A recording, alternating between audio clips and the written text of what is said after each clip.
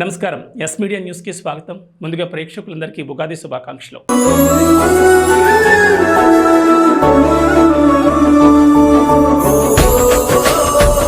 తెలుగు ప్రజలు ఎంతో పవిత్రంగా జరుపుకునే పండుగల్లో ఉగాది ఒకటి. తెలుగు వారికి నూతన సంవత్సరం ఉగాది నుంచే ప్రారంభమవుతుంది. ఉగాది అంటే అందరికీ ముందుగా గుర్తుకొచ్చేది ఉగాది పచ్చడే.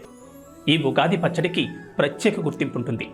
తీపి, కారం, ఉప్పు, పులుపు, చేదు, వగరు ఈ 6 రుచులతో తయారు చేసే ఈ పచ్చడి వెనుక సాంప్రదాయంతో పాటు అంతకు మించి ఆరోగ్య ప్రయోజనాలు కూడా ఉన్నాయి.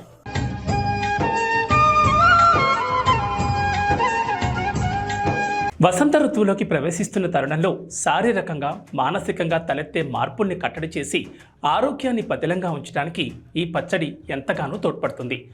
6 రుచులు కలిసి ఆరోగ్యాన్ని కాపాడమే కాదు, మానవాళికి ఎన్నో సంకేతాలు కూడా ఇస్తుంది. సుఖదుఖ సమ్మిళితమైన మానవ జీవితానికి సంకేతమని పెద్దలు చెప్తూ ఉంటారు. మానవులు సుఖాలకు పొంగిపోకుండా, దుఃఖాలకు కృంగిపోకుండా రెండింటినీ సమానంగా స్వీకరించాలనేది దీనిలోని పరమార్థం అంటున్నారు పండితులు. తెలుగు ప్రజలందరూ కూడా ఉగాది రోజు తప్పనిసరిగా ఉగాది పచ్చడి తినడం జరుగుతుంది. పెద్దవారు, పిల్లలు అందరూ కూడా గుడికి వెళ్ళి సాంప్రదాయంగా ఉగాది పచ్చడి సేకరించి అప్పుడు ఇంటికి వెళ్ళడం జరుగుతుంది. తెలుగు వారికి నూతన సంవత్సరం కాబట్టి ఎంతో భక్తి శ్రద్ధలతో ఉగాది చేసుకోవడం జరుగుతుంది. ఉగాది ఈ పేరు చెబితే చాలు 6 రుచులు కలగలిపిన ఉగాది పచ్చడి గుర్తుకొస్తుంది. తెలుగు ప్రజలకు నూతన సంవత్సరానికి నాంది ఈ పర్వదినం. అత్యంత భక్తి శ్రద్ధలతో ఘనంగా జరుపుకుంటారు.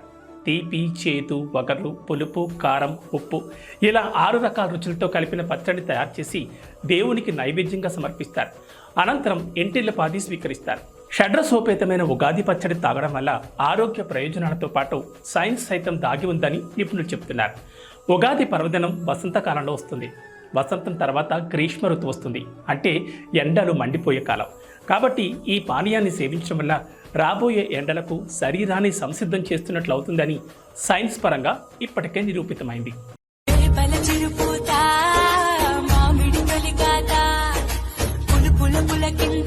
అసలైన కొత్త సంవత్సరం అంటే జనవరి 1తో ప్రారంభమవదు. అది ఉగాదితోనే ప్రారంభమవుతుందని పండితులు చెప్తున్నారు. తెలుగు రాష్ట్రాల్లోని ప్రజలందరూ మొట్టమొదటగా జరుపుకునే పండగ ఈ ఉగాది. తెల్లవారుజామునే లేచి తలస్నానం చేసి కొత్త బట్టలు ధరించి ఉగాది పచ్చడితో పాటు పిండి వంటలు చేసుకుంటారు. సాయంత్రం పంచాంగ శ్రవణం కార్యక్రమాల్లో పాల్గొంటారు.